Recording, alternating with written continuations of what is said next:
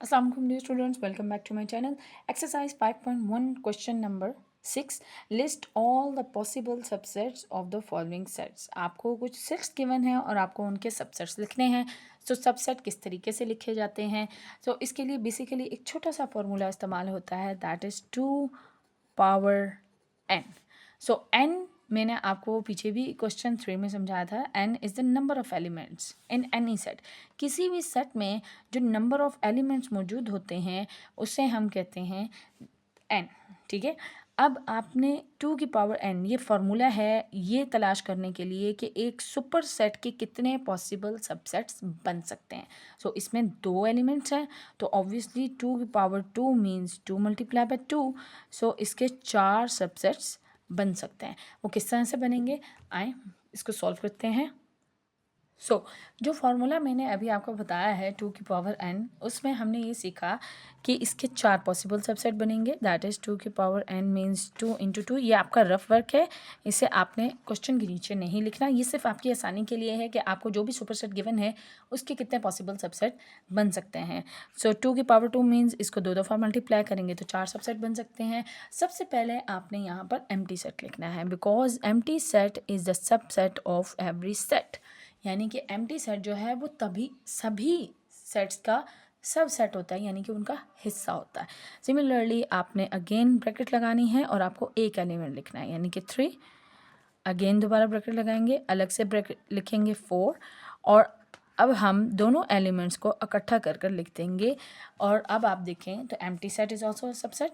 3 इसका सबसेट है, सबसेट यानी कि एक हिस्सा सेट का. सिमिलरली 4 जो है वो भी सबसेट है और 3 4 वो भी 3 4 के सबसेट हैं, लेकिन इम्प्रॉपर सबसेट हैं, यानी कि दोनों के जो एलिमेंट्स हैं वो बराबर हैं. नेक्स्ट क्वेश्चन आपको गिवन है Q is equal to pen book and bag. ठीक है, इस Q सेट में आपको 3 एलिमेंट्स गिवन है तो इसके पॉसिबल सबसेट कितने बनेंगे.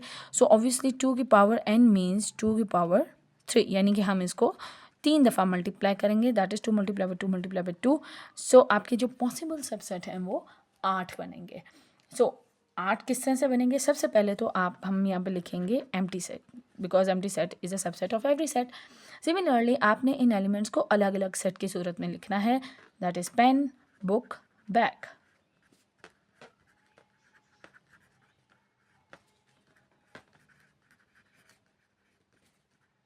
नेक्स्ट अब क्या करें. ठीक है, ये तो हो गया आपके पास 4. अब आपने ये करना है कि आपने 1 2 एंड 1 3 इस तरीके से लेके चलना है, यानी कि पेन और बुक, फिर पेन और बैग. ठीक है, पहले हम लिखेंगे पेन एंड बुक. सिमिलरली जो नेक्स्ट है उसमें लिखेंगे पेन और बैग. आपने पेयर्स बनाने हैं, pen and book, pen and bag. ठीक है, 1 2 1 3 यही पॉसिबल सबसेट बन सकते हैं. नेक्स्ट हम लिखेंगे बुक एंड बैग.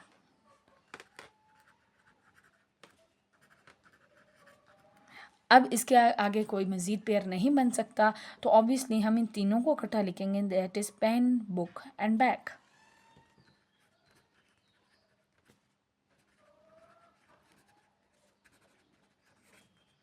अब आप इसको काउंट कर सकते हैं, that is 1 2 3 4 5 6 7 and 8. So 8 are the possible subset of this superset. This is the answer. Next question.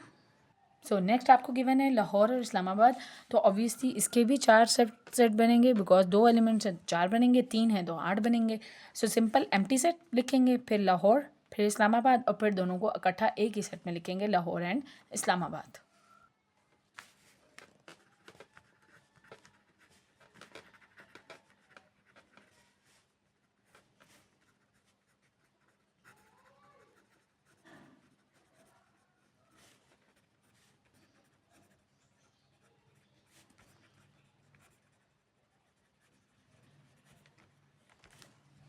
So this is the answer. Next है आपके पास S is equal to AIR. So इसके सेट्स बनाने का तरीका भी सेम वही है कि सबसे पहले आप एम्प्टी सेट लिखेंगे, दैट इज़ एम्प्टी सेट. फिर आप इन एलिमेंट्स को अलग अलग सेपरेट सेट्स बनाएंगे, that is A I and R.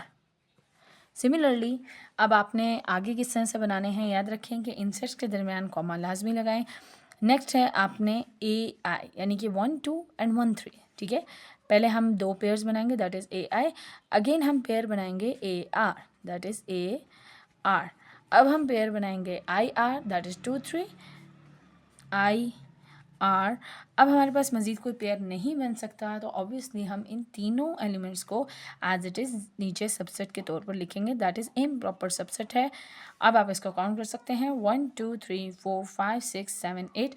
आपके पास 8 पॉसिबल सबसेट मौजूद हैं, तो ये आपका आंसर है। नेक्स्ट आपके क्वेश्चन गिवन है, the Venn diagram shows that the elements in A and B। आपको वेन डायग्राम गिवन है, तो बेसिकली वेन डायग्राम क्या होती है। सो वेन डायग्राम याद रखें कि एक टेबल होता है, यानी कि एक डब्बा जिसको हम कह सकते हैं, एक डब्बे की सूरत में आपको गिवन होता है। और याद रखें ये जो डब्बा आपको गिवन है, इसमें ये साइन गिवन है, इस साइन को हम यूनिवर्सल सेट कहते हैं। यूनिवर्सल मैंने आपको पहले भी बताया है, वो सेट जिसमें दिए गए सेट के तमाम एलिमेंट्स मौजूद हों, या आप इसको सुपर सेट भी आसान लफ्ज़ों में कह सकते हैं। सो आपने ये बताना है, list all the elements in set A and in B.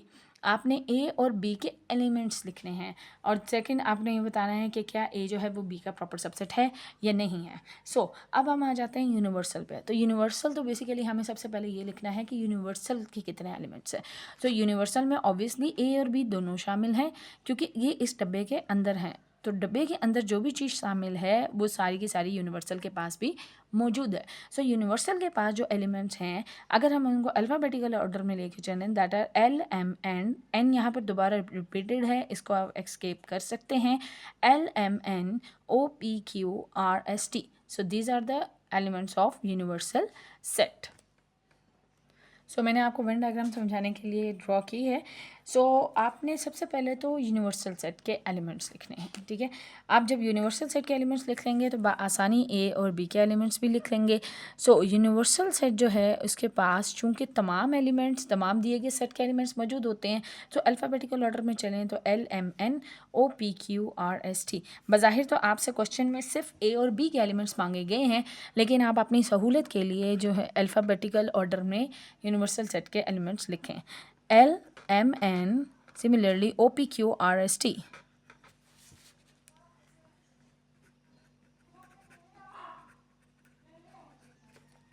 सो ये तो हो गया आपके यूनिवर्सल सेट के एलिमेंट्स। अब आ जाते हैं ए और बी एलिमेंट्स पर।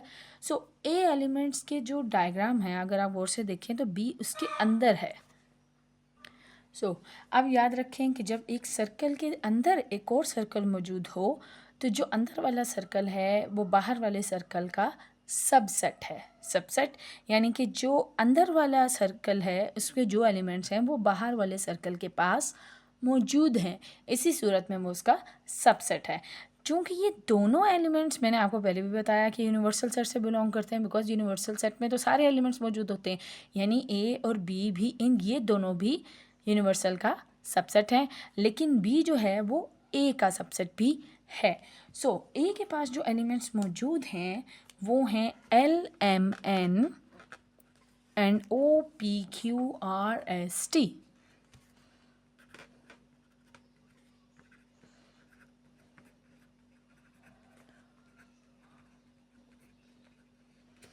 ठीक है।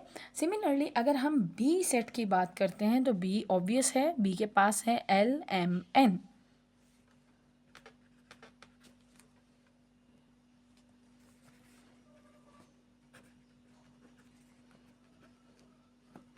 अब चूँकि हम सेट लिख चुके हैं तो आपको वेन डायग्राम ज़्यादा अच्छे से समझ आएगी। अब देखिए कि बी के पास 3 एलिमेंट्स हैं, that are L M N, वो आपको फिगर में ऑब्वियस है, लेकिन चूँकि वो सर्कल के अंदर सर्कल है, यानी कि वो उसका सब सेट है, तो गौर से देखें एल एम एन जो है वो ए में मौजूद है, that is L M N O P Q R S T.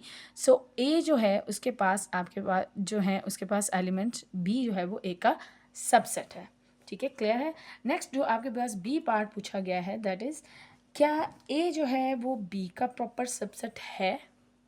Question ये पूछा गया है कि बताएं क्या ए जो है वो बी का प्रॉपर सबसेट है, यानी कि बी में एलिमेंट्स, ए के सारे एलिमेंट्स बी में मौजूद हैं।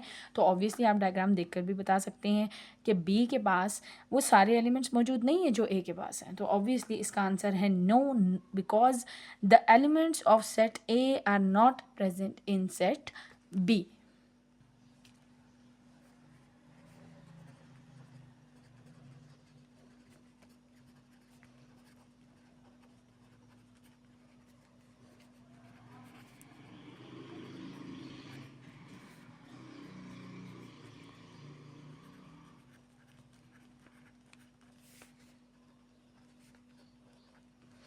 आई होप आपको वेन डायग्राम बहुत अच्छे से समझ आई होगी।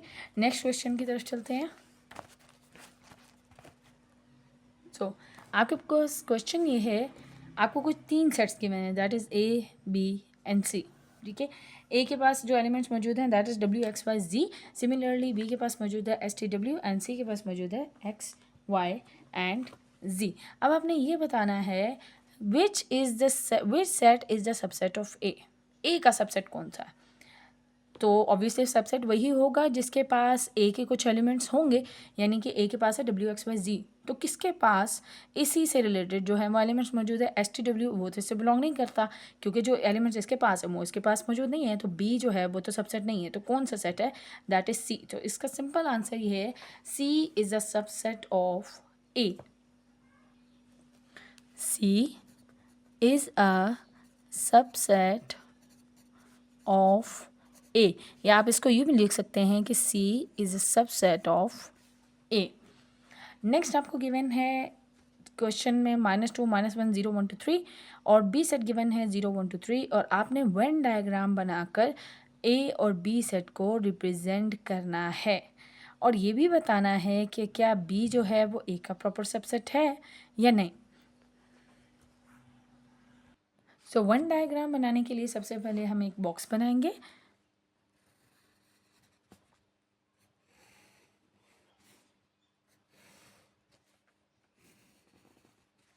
नेक्स्ट आपने क्या करना है कि अब आपने सबसे पहले ये देखना है कि क्या इनमें कोई सबसेट है, यानी कि ऐसा सेट जिसके सारे एलिमेंट सुपरसेट में मौजूद हों।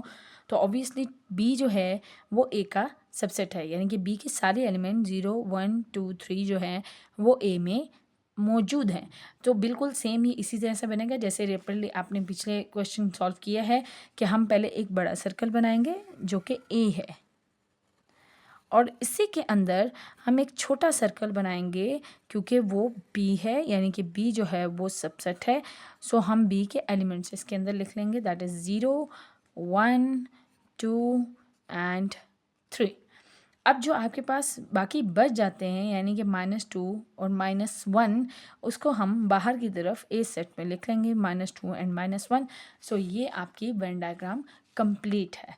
नेक्स्ट इसी का आपसे पार्ट 2 पूछा गया है कि बताएं क्या B is a proper subset of A, क्या बी जो है वो ए का प्रॉपर सबसेट है और उसको एक्सप्लेन करें कि क्या बी जो है उसके सारे एलिमेंट सेम में मौजूद हैं। तो ऑब्वियसली मौजूद हैं। So it is a proper subset because the elements of set B are present in set A.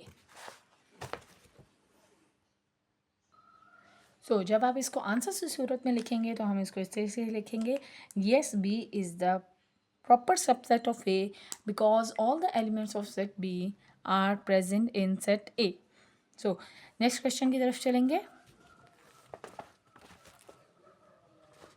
Next question आपके पास गिवन है, are the following sets equal, क्या ये सेट्स इक्वल हैं। सो इक्वल और इक्विवेलेंट ये आपको लाजमी आना चाहिए। So what are basically equal sets. So आपके पास डेफिनेशन गिवन है, two sets A and B are equal if they contain exactly the same element, यानी कि ए और बी उसी सूरत इक्वल हो सकते हैं जब उनके पास बिल्कुल सेम वैसे ही एलिमेंट्स मौजूद हों जो दोनों में बिल्कुल मुश्तरका पाए जाएं। तो इन्हें हम A is equal to B की सूरत में भी लिख सकते हैं। ओके, इक्वल सेट्स याद रखें कि एलिमेंट्स एक तो सेम हो और दूसरा बिल्कुल सेम हो, यानी कि एग्जैक्ट हो, सिर्फ तादाद सेम ना हो बल्कि वो एग्जैक्ट वही एलिमेंट पाया जाए। सो आपके पास पहली स्टेटमेंट है, ए जो है वो 8 6 4 और 2 है जबकि बी जो है वो 6 4 8 2 है। ऑब्वियसली दे आर इक्वल क्योंकि इनमें 4 ही नंबर्स हैं और वो चारों सेम हैं, यानी कि 8 6 4 2 6 4 8 2। डजेंट मैटर कि आपका ऑर्डर आगे पीछे हो, उससे फ़र्क नहीं पड़ता, लेकिन एलिमेंट सेम होने चाहिए और उनकी तादाद भी बिल्कुल एग्जैक्ट सेम होनी चाहिए। तो ये दोनों इक्वल हैं, तो हम यहाँ लिखेंगे येस। आप सिर्फ ये भी लिख सकते हैं येस, या अगर आप फर्दर लिखना चाहें तो आप ये भी लिख सकते हैं, both sets contain exactly the same elements. Next आपके गिवन है RATE रेट, यानी कि ए में जो है वो 4 अल्फ़ाबेट्स दिए गए हैं, बी में जो है वो ETAF 4 दिए तो गए हैं, लेकिन और से देखें तो एग्जैक्ट सेम एलिमेंट्स नहीं हैं। यहाँ पर एफ मौजूद है जबकि यहाँ पे आर मौजूद है, यानी कि सेम एलिमेंट्स नहीं हैं, तो ऑब्वियसली ये आपकी स्टेटमेंट जो है वो फॉल्स है, यानी कि ये इक्वल सेट नहीं है। अगर आप इसको मज़ीद फर्दर लिखना चाहेंगे तो आप ये लिखेंगे both sets do not contain exactly the same elements. Next आपको गिवन है the letter of the word mango, यानी कि मैंगो के जो लेटर्स हैं वर्ड के, उसके लेटर ऑब्वियसली जो है वो सेपरेट किए जाएंगे अगर हम उसको एलिमेंट्स की सूरत में लिखेंगे। और बी जो है वो आपको गिवन है AGMNO। डजेंट मैटर कि आपके लफ्ज़ आगे पीछे हो रहे हैं, उससे फ़र्क नहीं पड़ता, आपने सिर्फ ये देखना है कि क्या लफ्ज़ों की तादाद और लफ्ज़ दोनों बराबर हैं, तो उस सूरत में वो इक्वल सेट हैं। तो ये स्टेटमेंट आपकी ठीक है, yes it is an equal set because they contain the same exactly the same elements. Next आपके पास गिवन है letter of the word tea के जो आपके लेटर्स आपने लिखने हैं, तो letters obviously T, E, A लिखेंगे। सिमिलरली आपको यहाँ पे गिवन है letter of the word eat, so EAT and TAA दोनों की तादाद भी बराबर है और लफ्ज़ भी हूबहू बराबर है, तो ऑब्वियसली ये भी येस है, आपकी ये स्टेटमेंट भी ठीक है। नेक्स्ट आपके पास गिवन है दिस सिंबल, याद रखें ये सिंबल है एम्प्टी सेट का, यानी कि खाली सेट। हम खाली सेट को इस सिंबल से रिप्रेजेंट करते हैं, यानी कि गुलदारा लगाएंगे और लकीर लगा देंगे, इसको हम एम्प्टी सेट भी कहते हैं, एम्प्टी सेट भी कहते हैं और नल सेट भी कहते हैं। और फर्दर अगर आपको इसके बारे में जानना हो तो ये एक पहली दफ़ा इस्तेमाल किया था एंड्रू विल ने, जिन्होंने नॉर्वेजियन अल्फ़ाबेट से ये नोटेशन ली है। सो इसे एम्प्टी सेट और नल सेट दोनों कहा जाता है, और इसका सिंबल जो है वो सिंपल ब्रैकेट होगा, या आप इसके सिंबल को इस तरीके से भी लिख सकते हैं, दिस नोटेशन जो आपकी बुक पर दी गई है। तो आपसे ये कहा गया है कि ए एम्प्टी सेट है, यानी कि बिल्कुल खाली है, जबकि बी जो है उस सेट के अंदर ज़ीरो मौजूद है। तो zero doesn't mean a null set और एन एम्प्टी सेट। याद रखें कि ज़ीरो इज़ एन एलिमेंट, तो इसके पास एक एलिमेंट मौजूद है, जबकि एम्प्टी सेट तो बिल्कुल ही खाली है, तो ऑब्वियसली ये दोनों बराबर नहीं है, सो दिस इज़ नॉट इक्वल। तो ये आपका क्वेश्चन जो है वो नो होगा। क्वेश्चन नंबर 11 पर चलेंगे। अब आपको क्वेश्चन नंबर 11 जो है वो आपके पास कुछ सेट्स गिवन है, लेकिन इन सेट्स को सॉल्व करने से पहले यानी कि हमें ये बताना है कि ये इक्विवेलेंट हैं या इक्वल हैं। ये ट्रू और फॉल्स स्टेटमेंट है, लेकिन इसको सॉल्व करने से पहले इन्हें टेबुलर फॉर्म यानी कि नंबर की फॉर्म में लिखना ज़रूरी है। आपको इवन नंबर लिखने हैं लेस देन 12। इवन नंबर्स जो हैं दैट आर 2, टेबल पर जो मल्टीपल्स हैं 2 के, दैट इज़ 2, 4, 6, 8, 10। अब चूंकि 12 इसमें शामिल नहीं है because this is less than 10, यानी कि 12 से कम है। अब आपने लिखने हैं odd numbers. Odd numbers are those which are not the multiples of 2, यानी कि 2 के टेबल पर ना आने वाले नंबर्स, या आसान लफ्ज़ों में 1, 3, 5, 7 and 9 are the odd numbers. आपने ऑड नंबर लिखने हैं लेस देन 12, यानी कि 12 से कम हो, यानी कि 1, 3, 5, 7, 9 and 11। These are the odd number less than 12। Next आपको दिया गया है सी सेट, जो है द फर्स्ट 10 नेचुरल नंबर, यानी कि पहले 10 natural number. Natural number means simple counting that start from 1 से जो स्टार्ट होती है, 1 2 3 सो ऑन 10 तक। आपने ये लिखना है वो नंबर्स, इनमें से नेचुरल नंबर्स यहाँ पर लिखने हैं जो कि 2 के टेबल पर जाते हों, या आसान लफ्ज़ों में जो 2 के टेबल पर डिवाइड होते हों। 2 के टेबल पर डिवाइड होता है 4, 6, 8, 10। सी जो है वो आपका गिवन है the first 10 natural numbers divisible by 2, पहले 10 नेचुरल नंबर। पहले 10 जो है ऑब्वियसली फर्स्ट 10 मीन्स पहले 10, यानी कि 10 तक की काउंटिंग में वो नंबर्स जो कि 2 के टेबल पर जाते हों, तो वो नंबर दिए हैं 2, 4, 6, 8 एंड 10। अब हम इसको क्लोज कर देंगे इस सेट को। अब आपके पास नेक्स्ट गिवन है मल्टीपल ऑफ 3 लेस देन 20। वो नंबर्स लिखें जो कि 3 के मल्टीपल हों, यानी कि 3 के टेबल पे जाते हों लेकिन 20 से कम हों, यानी कि 3 1 से 3, 3 2 से 6, 3 3 से 9, 3 4 से 12, 3 5 से 15 एंड 3 6 से 18, बिकॉज 3 7 से 21 जो कि 20 से बड़ा हो जाएगा। अब हमारे पास ये आ गई है इनकी टेबुलर फॉर्म्स। अब आ जाते हैं वापस क्वेश्चन की तरफ। क्वेश्चन आपके पास क्वेश्चन नंबर 11 ये है, आपने ये बताना है कि A and B are equivalent set. Equivalent set क्या है? इक्वल सेट तो हम पीछे डिस्कस कर चुके हैं कि सेम एलिमेंट एग्जैक्टली सेम तादाद भी हो, सेम एलिमेंट भी हो, बिल्कुल हूबहू एक जैसा, तो उसको तो हम कहते हैं इक्वल सेट। लेकिन इक्विवेलेंट सेट याद रखें वो सेट होते हैं जिनकी तादाद बराबर हो लेकिन डजेंट मैटर कि उनके एलिमेंट्स क्या हैं जिनकी तादाद बराबर हो। जैसे आपको यहाँ एक्सरसाइज में गिवन है, two sets A and B are equivalent if they have the same number of elements, यानी कि उनके एलिमेंट्स के नंबर सेम हो, यानी कि उनकी तादाद सेम हो। The elements do not need to be same, ज़रूरी नहीं कि उनके एलिमेंट्स भी सेम हो। यानी आपके मुंह के आगे ये क्वेश्चन, आपके सामने ये सेट कुछ दिए गए हैं, A यानी कि 1 2 3 4 and B E F G H। अब इन दोनों की तादाद बराबर है, यानी कि इनके नंबर ऑफ एलिमेंट्स 4 हैं, इनके भी नंबर ऑफ एलिमेंट्स 4 हैं, तो ऑब्वियसली ये इक्विवेलेंट तो हैं लेकिन ये इक्वल नहीं है। सो आपसे क्वेश्चन ये पूछा गया है, A and B are equivalent set, बताइए कि ए और बी इक्विवेलेंट सेट हैं, यानी कि क्या इनकी एलिमेंट्स की तादाद बराबर है।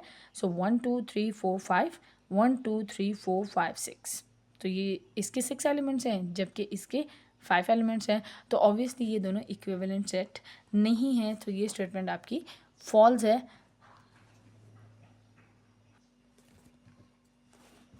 सो आपकी जो पहली स्टेटमेंट है वो फॉल्स है। आप इसको आसानी के लिए यूँ भी लिख सकते हैं कि आप यहाँ पे नंबर ऑफ़ एलिमेंट्स लिख लें, that is n into A. n into A आपके पास हैं 5, यानी कि 5 एलिमेंट्स हैं इसमें।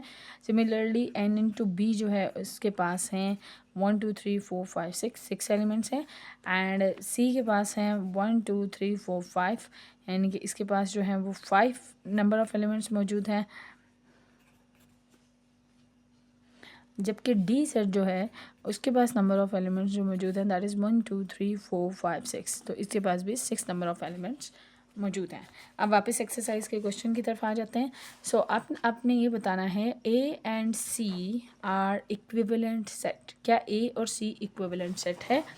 सो ए जो है उसके पास 5 नंबर ऑफ़ एलिमेंट्स हैं और सी जो है उसके पास भी 5 नंबर ऑफ़ एलिमेंट्स हैं, तो ये स्टेटमेंट आपकी ट्रू है, तो हम इसके लिखेंगे yes it is true. Next आपसे पूछा गया A and C are equal set, क्या ए और सी में हूबहू एग्जैक्टली सेम एलिमेंट्स मौजूद हैं। सो ए और सी को अगर कॉपी किया जाए, अगर उसे देखा जाए तो 2 4 6 8 10, 2 4 6 8 10 exact same number of elements भी हैं और एलिमेंट्स भी बिल्कुल सेम हैं। सो ये स्टेटमेंट जो है वो आपकी ट्रू है। नेक्स्ट आपसे पूछा गया है, B and D are equivalent set, B और डी क्या इक्विवेलेंट सेट है, यानी कि उनके नंबर ऑफ़ एलिमेंट्स की तादाद बराबर है। सो बी जो है वो आपके पास 6 है, जबकि डी जो है वो भी आपके पास 6 है, यानी कि उनके भी नंबर ऑफ़ एलिमेंट्स जो हैं वो 6 है, यानी कि दोनों की तादाद बराबर है। डजेंट मैटर कि उनके एलिमेंट्स क्या हैं, लेकिन चूँकि तादाद बराबर है तो ये स्टेटमेंट आपकी ट्रू है। नेक्स्ट आपसे पूछा गया है, B and D are equal set, क्या बी और डी इक्वल सेट है। सो बी के पास है 1 3 5 7 9 11, इक्वल के लिए हूबहू बिल्कुल एग्जैक्ट एक जैसे एलिमेंट होने चाहिए, तादाद भी सेम हो, नंबर भी सेम हो। सो डी जो है ऑब्वियसली वो उससे मैच नहीं कर रहा, सो बी और डी जो हैं ये दोनों इक्वल सेट्स नहीं हैं, so this statement is false. Next question की तरफ चले गए, identify equivalent and equal set in the following. So इस क्वेश्चन को हम बुक पर ही सॉल्व कर लेंगे। आपको ए और बी सेट तो टेबुलर फॉर्म में गिवन है, लेकिन सी डी और ई सेट टेबुलर फॉर्म में नहीं गिवन। आप सबसे पहले तो इसको टेबुलर फॉर्म में कन्वर्ट करें ताकि हम बता सकें कि ये इनमें से कौन कौन सा इक्विवेलेंट है और कौन कौन सा इक्वल है। सो सी सेट आपको वोवल्स गिवन है, तो वोवल्स ऑब्वियसली होते हैं ए ई आई ओ यू, ठीक है, तो ये आपका टेबुलर फॉर्म में कन्वर्ट हो गया। नेक्स्ट आपको गिवन है डी सेट जो कि रिमेंबर लेफ्स है, और उसको आपने लेटर्स की सूरत में लिखना है, यानी कि R comma E comma M E M B E R, सारे एलिमेंट्स को सेपरेट कर लीजिए। नेक्स्ट आपको ई सेट गिवन है M E M B E R, सबको आपने कॉमे से सेपरेट कर लेना है। अब आपके पास ये टेबुलर फॉर्म में 5 सेट हैं। अब आपने ये बताना है कि इनमें से इक्विवेलेंट कौन से हैं और इक्वल कौन से हैं। सो पहले हम आ जाते हैं इक्विवेलेंट, ठीक है। इक्विवेलेंट सेट वो होते हैं जिनके नंबर ऑफ़ एलिमेंट्स की तादाद बराबर हो, उससे फ़र्क नहीं पड़ता कि उनके एलिमेंट्स हूबहू बराबर हैं या नहीं हैं, यानी कि सिर्फ उनकी तादाद बराबर हो, ठीक है।